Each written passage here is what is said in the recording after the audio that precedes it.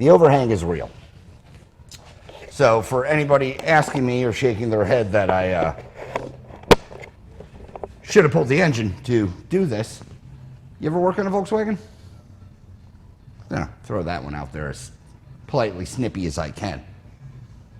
Or, you know, how much do you charge your customers to pull an engine to get an intake manifold off, to put the engine in to be where I am currently?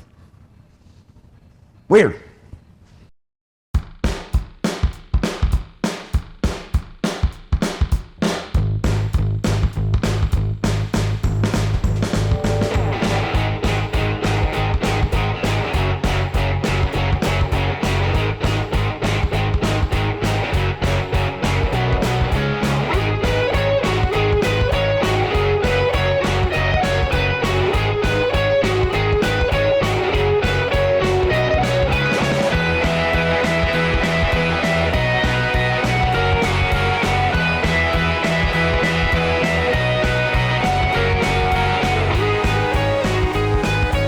Alright guys, welcome back to the channel. Behind me, still working on a 64 Beetle, and hopefully, well, this is going to be part 2, and hopefully the last episode for the dual carbs on this engine. We're going to put them on, hopefully go for a test drive, all that happy, good stuff in this video. With that said, if you didn't see part 1, watch it. You'll see how we got to this part. But yeah, let me, you know, get the car up a little bit in the elevation, bring you in here, and start putting stuff back together. Should... I'm not even gonna say it. Let's see. Those used to be red. Huh. Interesting. Anywho, hold on. I'll bring you in here. All right, generator stand on. Well, alternator generator. Terms used interchangeably. Anyway, let's snake this big unit in there. Get out of my way. Move. And this should go in a lot easier than it came out, because now there's, you know, nothing in the way except for all the frickin' power wires now. Come on, get off the stand. Get off that part. Come on. Stop. Go in. What are you hooked on? Oh, this.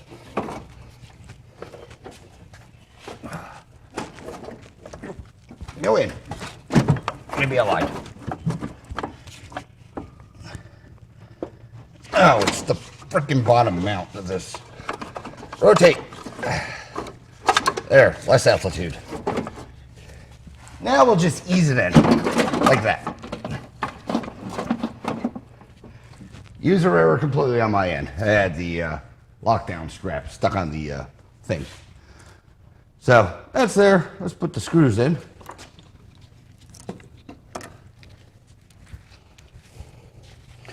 So that it will hold it, and then we'll lock down the bottom, the pedestal.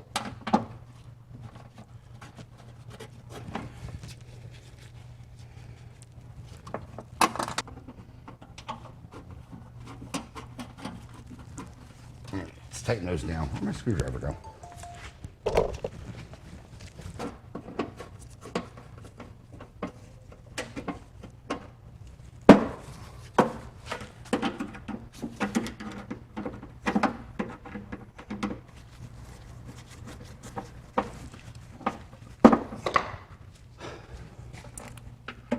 You stay there. Now we can actually, gonna set the fan, fan shroud into the lower. This way everything's aligned where it needs to be, and that generator or alternator is gonna be at the correct height, so it doesn't, get cinched in the wrong position. Or, well, come on, light, give me a little bit more. Or tighten down in the wrong position.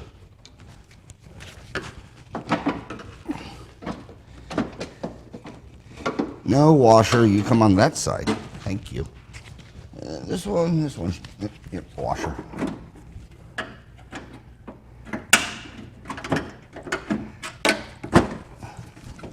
All right, fan shroud down. All the way, perfect, nice. Gen strap, I'll just slide that over temporarily. Good. Well, I have while I have access, I'm going to tighten down the shroud because it does not need to go anywhere anymore. Probably going to regret those words, but right now I'm standing firm by it. All right, shroud's nice and tight.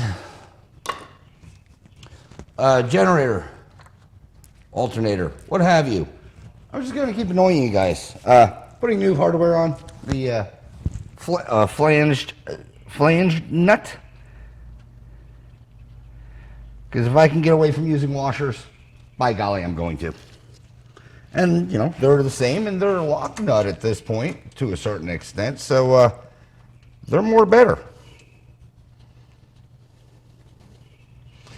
So, we'll tighten this thing down.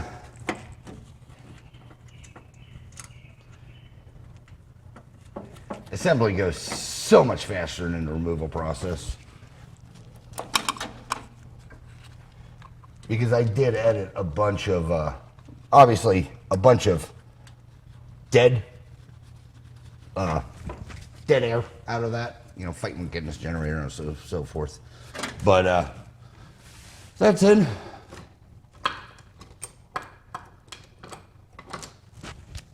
Snug them down.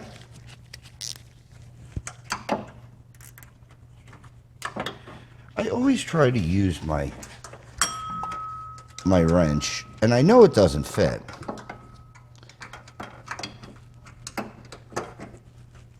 The generator stands in attached fan, spins freely. It's not hitting the old shroud. Sometimes it happens. You're gonna have to, you know, tweak it, adjust it, or find why it's hitting. Let me get this oil filler thing on.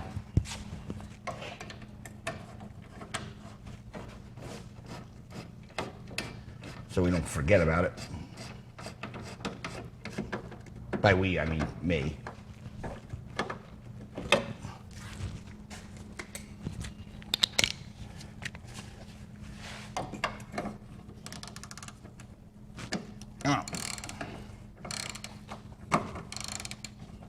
All right, next thing we're gonna do, let's get the intake manifolds on, because that, you know, that I feel is the next thing I'm gonna do. We'll throw those things on. Let me grab them out of the box and start shooting them on. Also, got to find the gaskets. It's pretty. It's the EMPI kit. I'll show you more in detail maybe, but it's a very comprehensive kit. It should have everything you need to do this job, with the exception, I guess, of like the little things I'm doing, like different nuts, just because it's me and I'm weird. So let me get some hardware and intakes, and I'll be right back. All right, guys, got new gaskets in that hand and new manifolds. So, all right, let me put the studs in these things. I forgot they didn't have them, and then I'll get back to you. So the carb, you know, obviously has something to, you know, affix to. Could do it after, but you know they're out, so just easy to do it right now. Hold tight. All right, guys, studs are in. These things, throw them on. All right, put the gaskets on there. Just drop these on. Intake manifold 1. Intake manifold 2.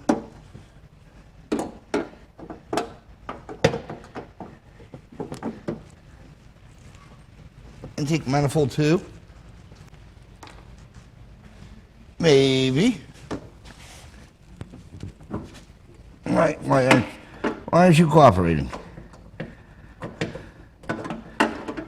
All right, well, there's a casting burr in this one, or line, or remnants, or something, so just gonna clean out the hole so I can get it slapped on, you know, the, whatever, 2 or 3/4 side cylinder.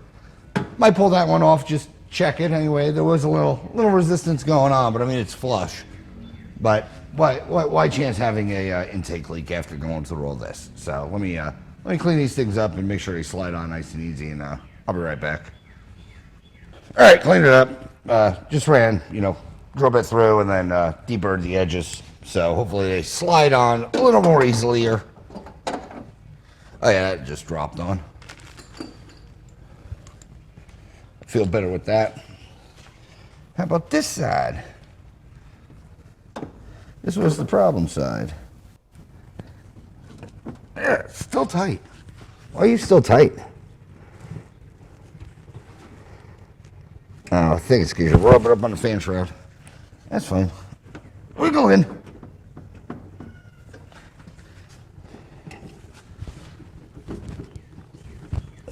All right, that's on. Much more better.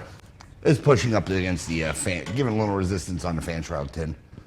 But all right, let's run down. Let's put on some hardware.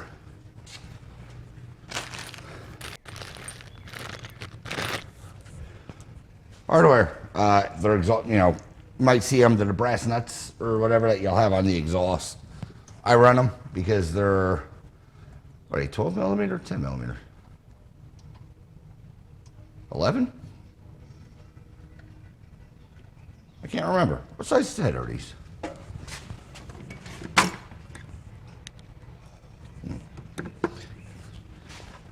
I knew what they were. I was just testing. They're they're still an M8 by 1.25 thread pitch, but they're an 11 millimeter head. So it allows for clearance, because if you try to put those 13, you know, the most likely the nuts you got off of this thing, which are 13 head, if you most likely try to use them, you're going to be, you know, saying all sorts of language on why you can't get a wrench or, you know, a ratchet or something on there, because they end up hitting. And I've seen people take, you know, grinders and files and everything else to these intake manifolds to get clearance so that they can turn ostensibly the wrong nut. So just put the right nut on that fits. You shouldn't have to modify, you know, these intakes. I say that as I, you know, just ground them or clean the hole.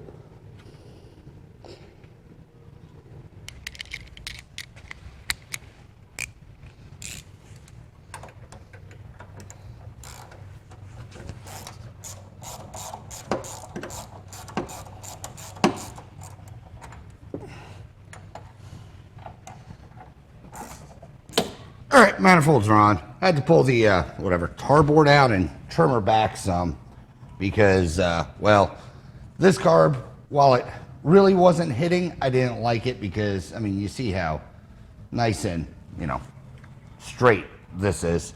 So the accelerator pump was riding against this. I'm gonna probably leave my floor jack on this thing so that I can you know, relax back, and we'll install it. Probably put some heat on it just to, you know, relax it. And put it in, then put the carb on. Oh, by the way, apparently, yeah, I had a bunch of questions on why didn't I take the engine out to, you know, for part one to strip it down. Well, there's a very good reason I didn't take out the engine. And let me show you. I stated some of my reasons in the comments, but the main reason I didn't pull it out is it wouldn't have got me anywhere. And if you ever have done this and say all you do is pull the engine, you're a liar. And I'll tell you why. Because why would you take out the engine just to strip it down to put it back in? Because if you've ever worked on a dual carb, you know, setup on a Volkswagen, you would know those intake manifolds do not clear. And if that means they don't clear, all you're doing is taking your, you know, engine apart, or taking your engine out to, here, hold on, go back down. All you're doing is taking your engine out to strip down the engine, to put a stripped engine back into it, and, you know, do exactly what I'm doing now. So, now, I'm not going to say people don't do it, because if they do, you know, and you're a customer of theirs, they're, you know, a crook. I only pull the engines, and I said this in my, you know, message. I only pull the engine if, you know, I'm doing a clutch or a rear main, because, yeah, I'd be at the point of strip down before I could put the engine in. Oh, I would have been able to put this back in much, you know, easier. It wouldn't have been, because it's exactly the same. So, yeah. I don't know why you would take it out, other than lack of experience, or you've been lied to in the past saying you have to. But rant over. let me get these, straighten out that tar board, put it back in, and let's get this carb back on. All right, tar board's massaged back as best as I can. Good news is I know the owner is going to be replacing that, so it's not 100% perfect, but 90-something percent better than what it was. That accelerator pump's not hitting. So let's drop these bad boys on. They're the, whatever, EPC 34s, EMPIs. That's what this whole kit is the EMPI dual carb kit. So those are on. Get some bolts and snug them down.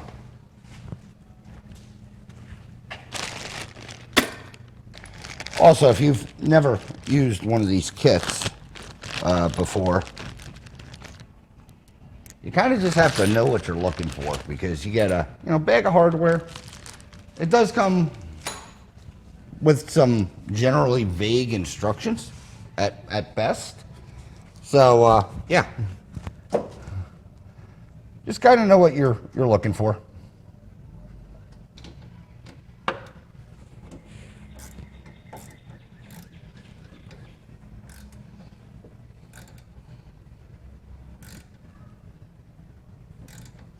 All right, carbs are tight. If you've watched this channel before, you know I do dual carbs, installations, so on and so forth. One thing I don't think I've ever showed you, or I might have shown you, little custom weird wrench that you've probably seen floating around. 13 on this side, 12 on this side, and also ground and a taper. The reason this is so weird or customly made is for odd jobs like this. Mainly, show you behind the scenes of how, people who've done this for a while, know how to cheat the system or not have issues. This carb, driver side, that nut, you can't get a ratchet on, you can't get anything, but this fancy cutoff tool, you're able to get right on there and snug her down. That relief goes around the case, so you actually can get turns and bites onto this carburetor and be able to reset. You can get a ratchet on there, wrench a normal open box end on this one easily, and then a ratchet on that one. But yeah, that's kind of, when you've been in trade, you get weird stuff, or you develop your own method of madness to do things. All right, let's start getting this throttle linkage on. Obviously, you need the rocker shaft, so springs that are on the carbs you got to take off. What's that? Flathead. Pull the spring retainer that's on here.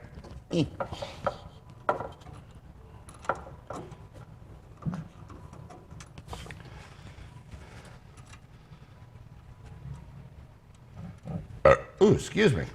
Throw this bracket on.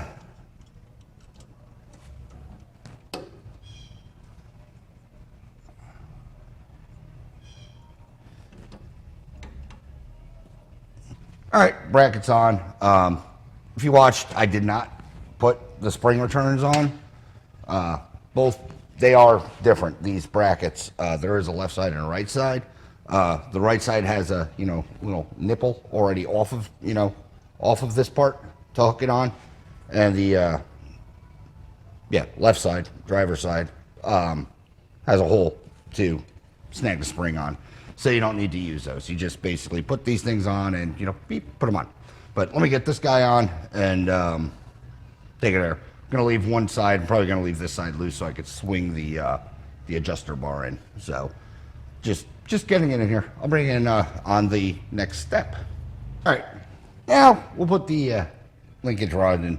Comes with springs. Make sure you put them in there. Also throw some grease in those plastic bushings. I didn't show. The kit comes with plastic bushings. Make sure you put them in there, otherwise you'll have way too much slop.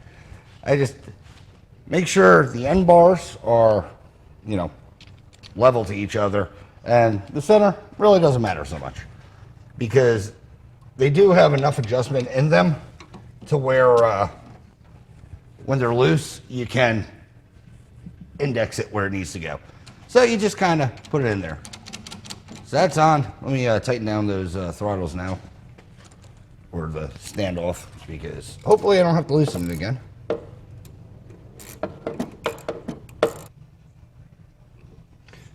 One thing I did forget to mention,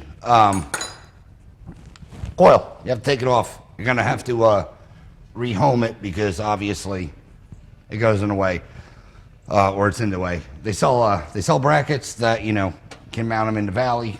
They relocate them. I usually just mount them off to the side up here. I mean, it works. It's there. It's easy. You can use the same bracket and use, basically you put, oh, why am I having a brain fart? Not time certs. Nut certs. You put nuts, drill it, nut cert, and it's kind of like factory, except not. But yeah, so that's in there. Throttle moose really not hitting anything. Make sure it's not hitting your fan shroud. For some reason, some of them do. But what else? What step are we moving to next? That's assembled. That's assembled. I guess we could put the little arm guys on. Let me get those things. I gotta put the spring back on that one. All right, I had to pop the throttle arms. No, I was forgetting something. Throttle shaft extenders. Also, weird thing about this is if you never know, or if you didn't know, the only two standard, you know, things of hardware on this kit. 3/8 and 5/16. Yeah, 3/8 and 5/16 on this thing. Oh no. Long one goes on driver's side. Short one's gonna go on passenger. Come on, just stay out of my way. You don't connect the throttle shafts till last. Obviously, you got to get the car running, get it synced up, and then you can connect all this fun stuff. Swing these guys out of the way. All right, so those are on. Those are on. What else? What else are we gonna do? Scratch my eyeball first. Fuel line. Fuel line next. I think we're at the fuel line stage. That one's gonna be easy. That one's gonna be a pain in the butt. I should have pulled this tar board off too. All right. Forgot these were terrible inlet outlets on these carburetors.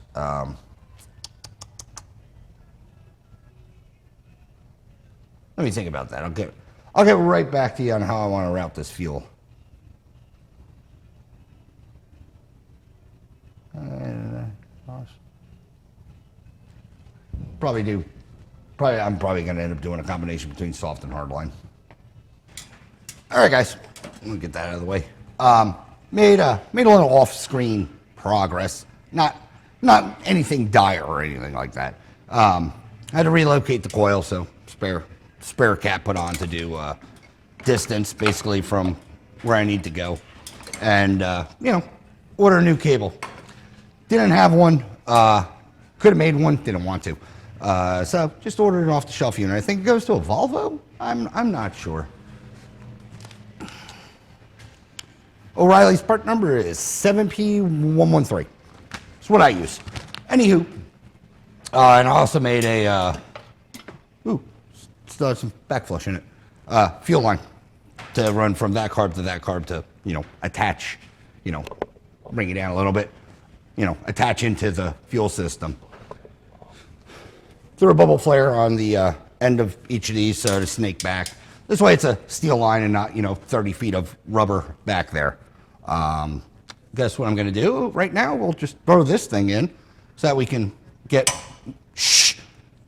fuel starting to fuel. Also, I'm going to wrap it with, fortunately, I ran out of black, so I got red. It's wire loom stuff. It's good for heat insulation, so it's not going to, you know, hopefully it's not going to vapor lock. I haven't been using this stuff for, you know, years, and I haven't had a vapor lock issue. So, little heat insulation doesn't hurt anything. All right, guys, fuel line wrapped. or crossover, whatever you want to call it, fuel line wrapped. Let me sneak it behind, connect it to the passenger side carb, and then we'll figure out driver side mounting. Driver side's easy the way that the nipple runs, to where you can just get away with running rubber line.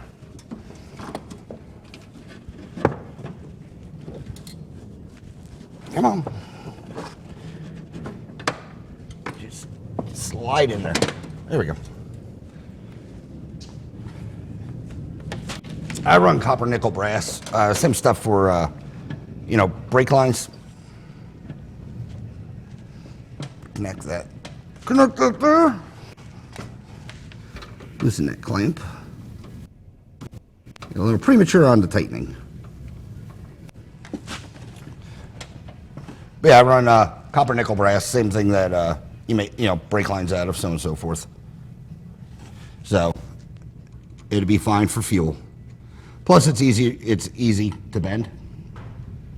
You know, to conform into the ways you want. And also, it's great when you do flares because it's a little more forgiving. You don't have to be the best flarer, I guess is what you're getting at, as long as you cut the end straight. Where's my drive? Connect the driver's side. Now, I like the way that flows. Yeah, and like I said, I'm not a fan of, hope you guys over here some, not a fan of running the rubber line all the way across the backside. So that'll go there, and then we'll just run the rubber from top to down. Like I said, this copper, nickel, brass, you can just bend it when you need to bend it. It's not going to hurt anything. Get stuff out of the way. Gives you a better, a cleaner install too. I really should have put these plug wires on.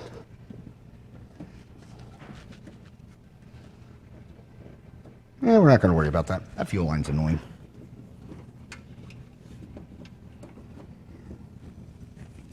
Get out of the way. But, all right, let's run this driver's side.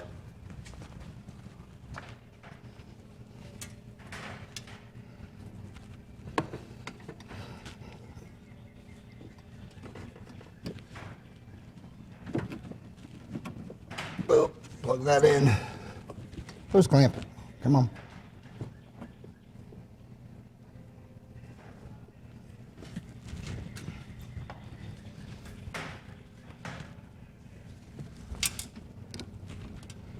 Tighten this down. No, don't rotate. Come on.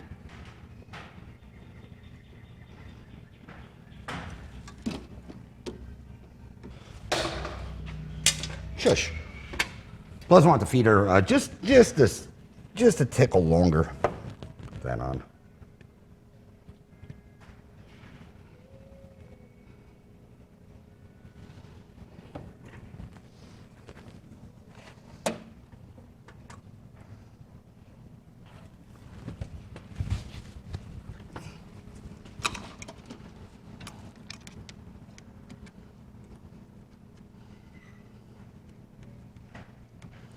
I'll leave them a little longer just to give, you know, some flex in there. That's good. And then, yes, that'd be perfect. Who's clamp? I brought one over here, didn't I? Yep. And we'll throw on the crossfeed. Pre-tighten this one.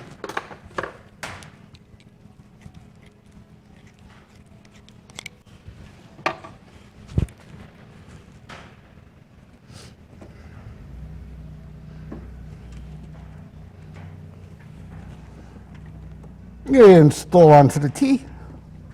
Beeps. And we'll tighten that guy down.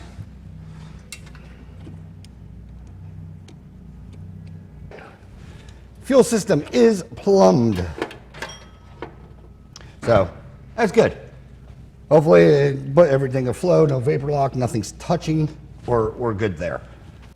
Next thing, let me slap on the coil, and don't have to because they're sort of the right length, but yeah, we're gonna extend these coil wires just to, you know, alleviate strain. And also, if you do have to tune on it, it'll give it some adjustment. So let me grab some fittings and extend that thing. All right, just gonna cut the ends off these things.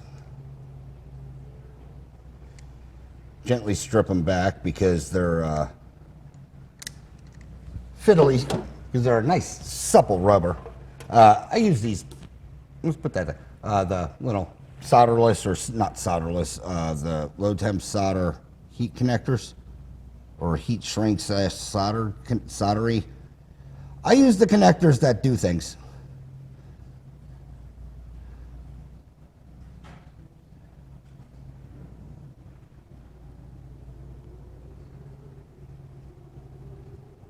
Low temp solder connectors, that's what they are. They also do heat shrinking. I never really trust the heat shrink on them. Not saying it doesn't work, but I usually put heat shrink over it anyway.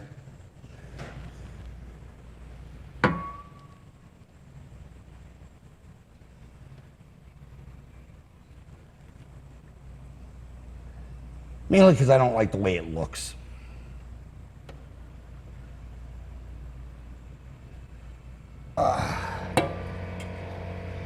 Melt the solder. Boop doo. Like I said, it's a low temp solder, so you don't got to go nuts with the flame. I think normal solder is like 400 melt point. This is like 2 and some change. So really, you could do it with a heat gun. Obviously, I'm not.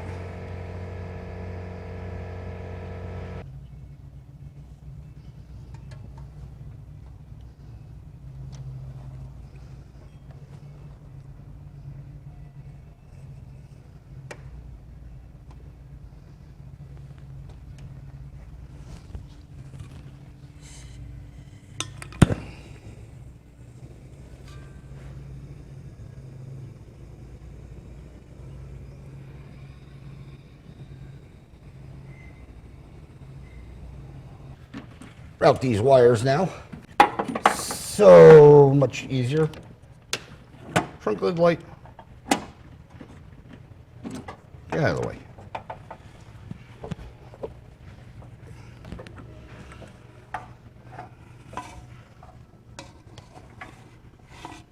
Come on.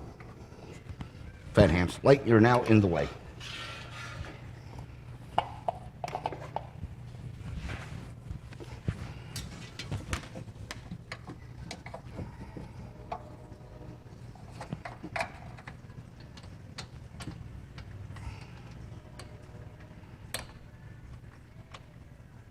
Come on. Click. There it is. Number 1. Installed. Number 2.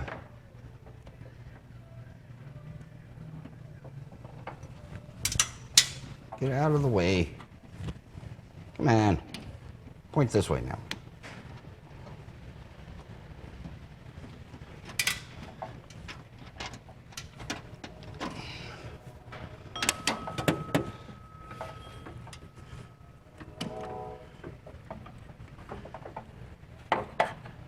Number 2, I don't like number 2, so we're going to shorten it.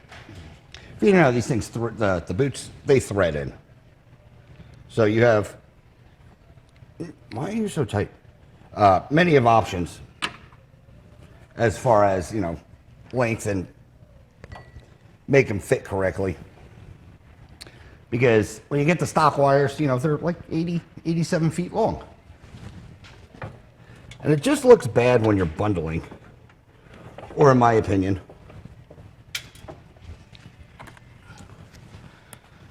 So what I tend to do is, where'd I put that? Take your end cap, put it basically on your spark plug, wherever that is. There. Run the wire, and you can look down a little bit.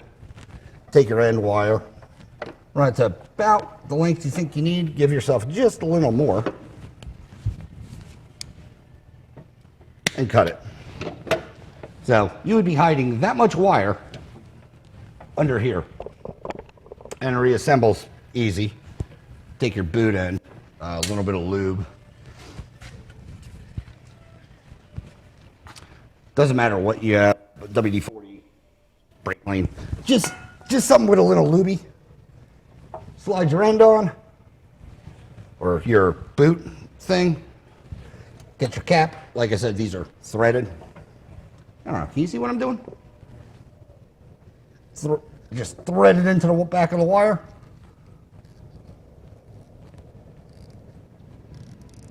And you should feel a good bit of resistance when it stops.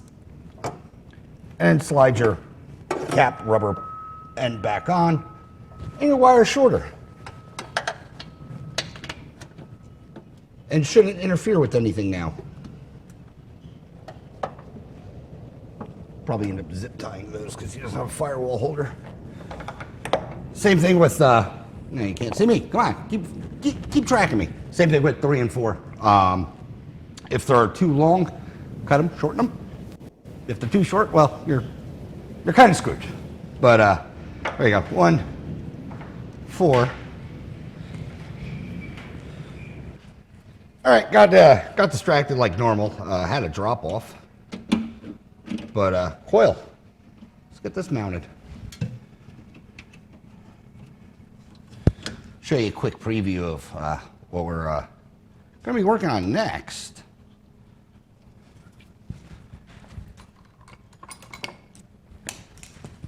After I get this tight.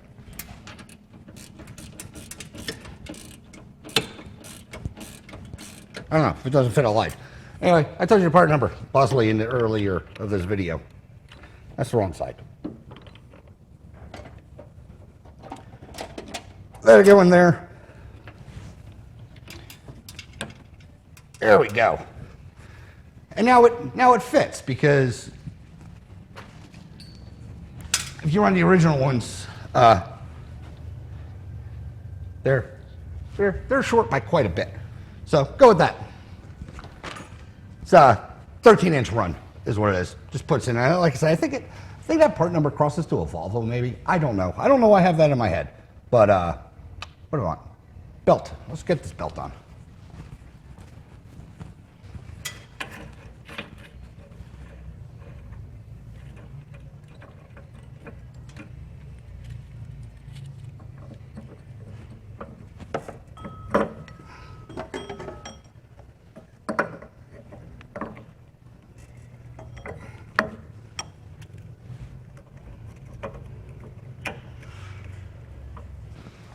Let's crank this thing over, get some fuel into these bowls, make sure that all that's working, then we'll throw fire to her. Come down some. Anti-clay, man. Let me in. Priming.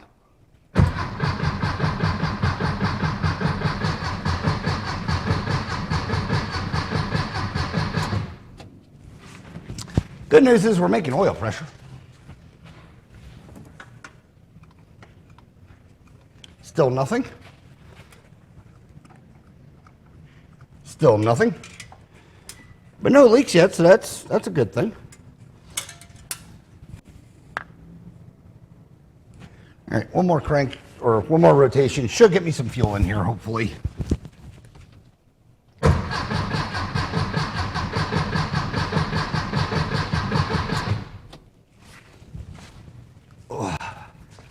Anything now? Still nothing. What are you doing? That carb has some. All right, one more should fill this one up.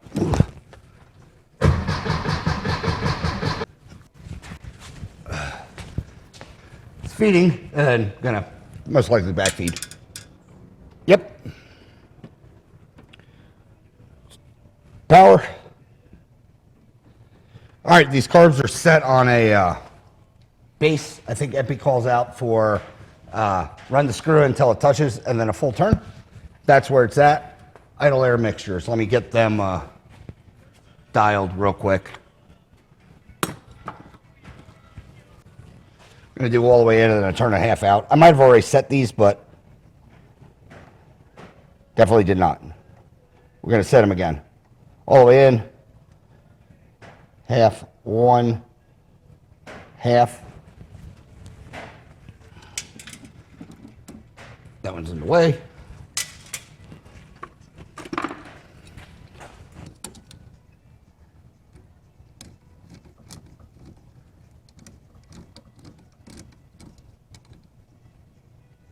All the way. Half. Turn. Half. All right. This thing right now is set up for a, hopefully, turn the key and she'll just fire up.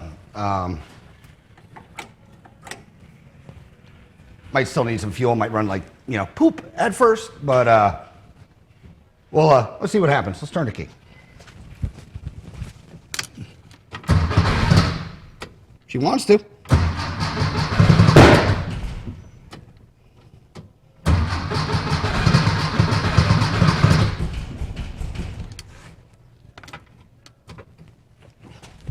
All right, she wanted to. I don't know where it exploded from.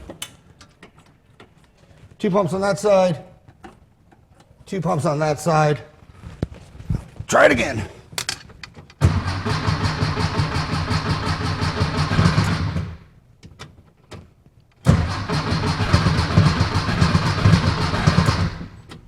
All right, let's crank up the idle screw. I smell fuel.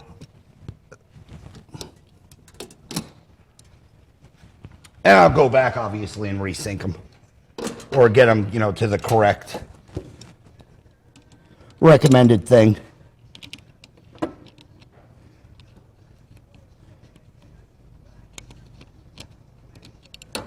right, that's 1 full turn. I don't know if it's getting enough air.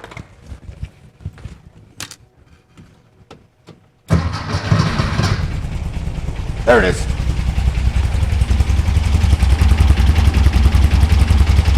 Right off the bat, sounds good. That engine's quiet too. Let's do some syncing.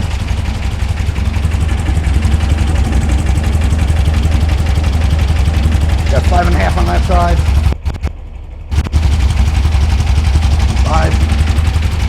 5. Bring this one up just a little bit.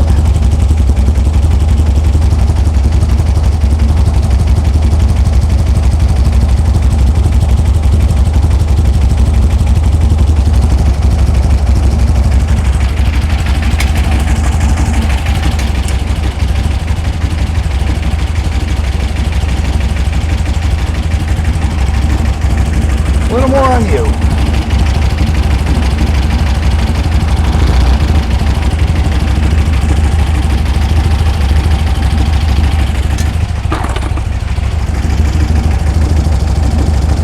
Play with some adjusters.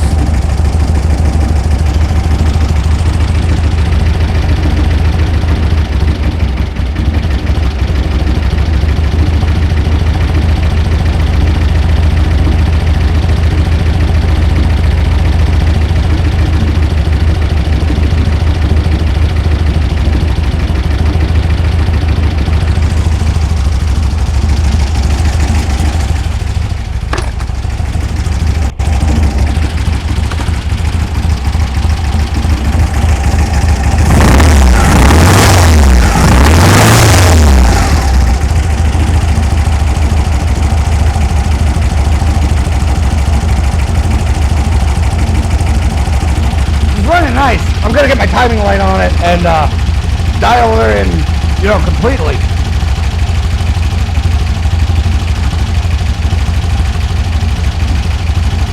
Might bump up the idle just a little bit, but it sounds good right now.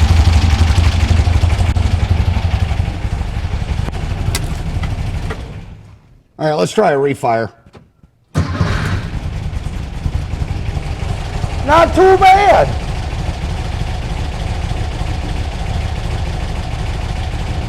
All right, got timing light on. It's off screen, but let me dial in an idle. I'm happy with idle speed.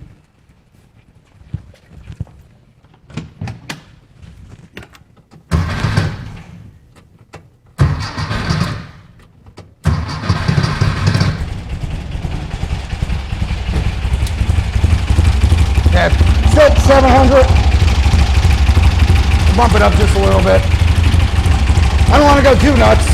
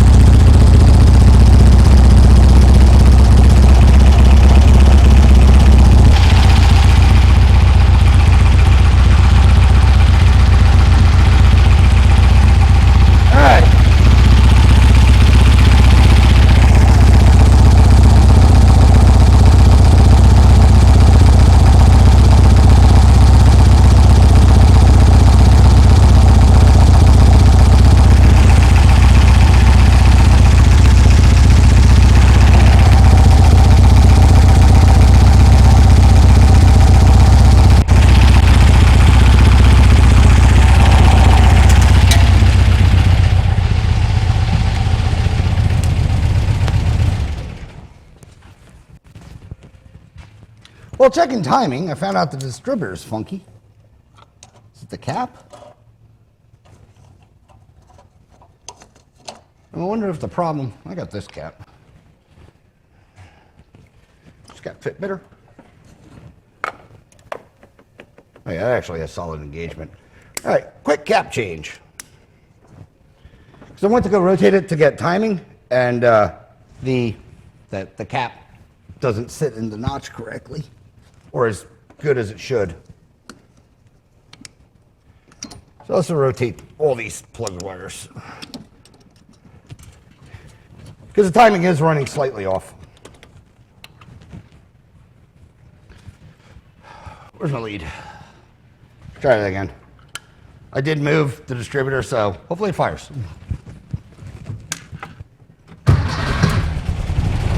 It does.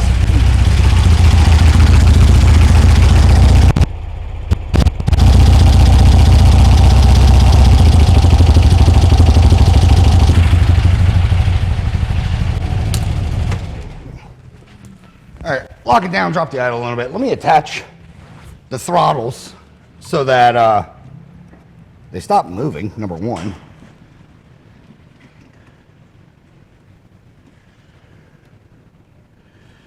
Number two, I could have, you know, whoop whop control.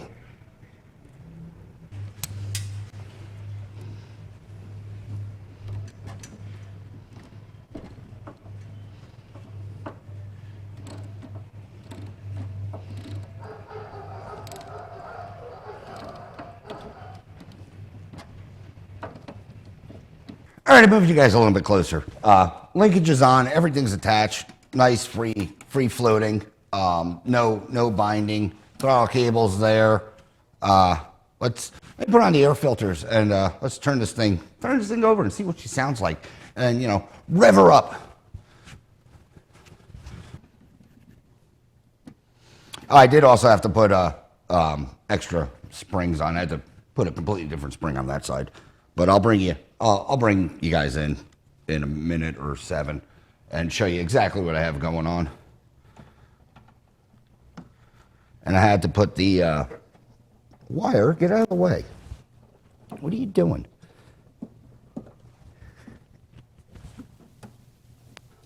I had to completely change the spring on this side, the passenger side, just because it was binding when it went wide open. It wouldn't let it return to, you know, idle or rest. Screwdriver. All right, let's crank this thing off and see what she sounds like.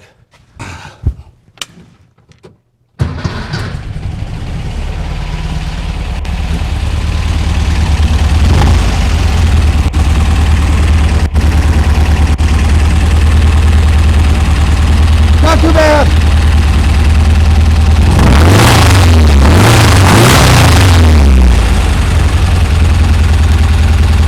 Immediate on the throttle response. No popping. That's good. We'll shut her down.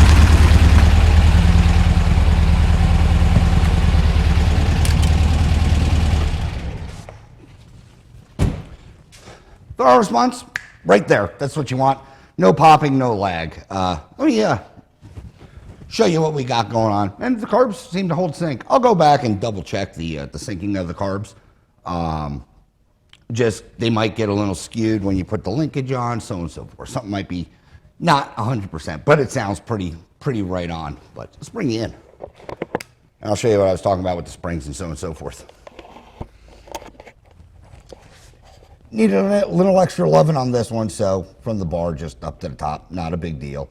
And then on this one, just crossed over because the original mount, which would go from down here to up here, the throttle lever itself, where the adjuster screw is, it'd pinch underneath it.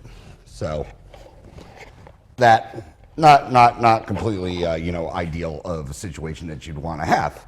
You know, I mean, if you want cruise control, I'll move with the camera while I click it, and then we'll move up. Seamless transition. Not ideal for what you want. I'm still not sold on this distributor because the timing's off. I don't know. I think I said I gotta go through my own videos and footage of this car, but it's weird. It doesn't hold idle time correctly. but it runs fine. So I don't know if the weights are just way stretched or old. I got another one on a shelf I could throw in, so we'll see. I'm still pondering that one, but yeah, I think we're gonna wrap up. Obviously, I got to put the deck lid on and stuff like that, but I think we're gonna wrap this one up. It's running, it's charging, everything's doing what it's doing.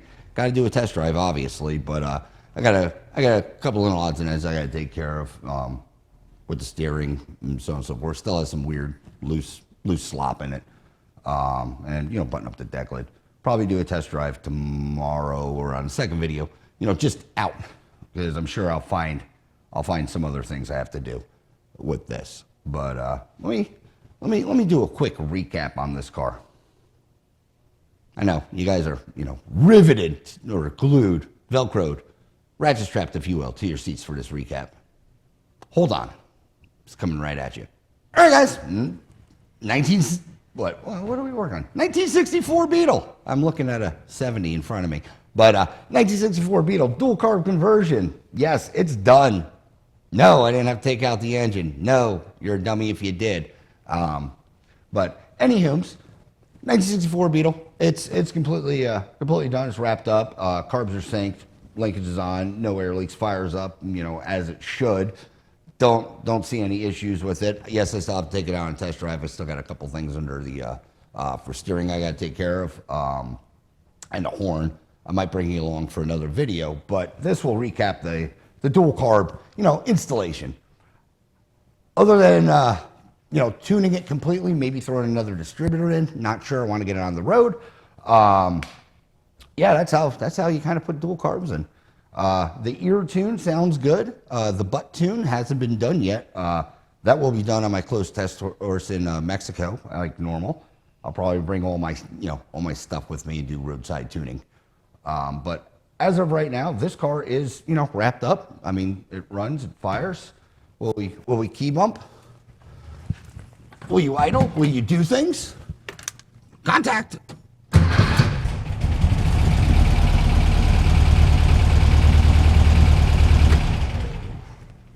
Fires up, runs. Like I said, still not sold on a distributor. I'll probably put in another one. But that's all on the Butt Dyno in Mexico. So that'll be the next episode. If you like this video, as always, like, share, subscribe, leave a comment. If you do, promise you, we will chit chat. As always, thanks for watching. Hope to see you in the next one, and have a nice day. Thanks, guys.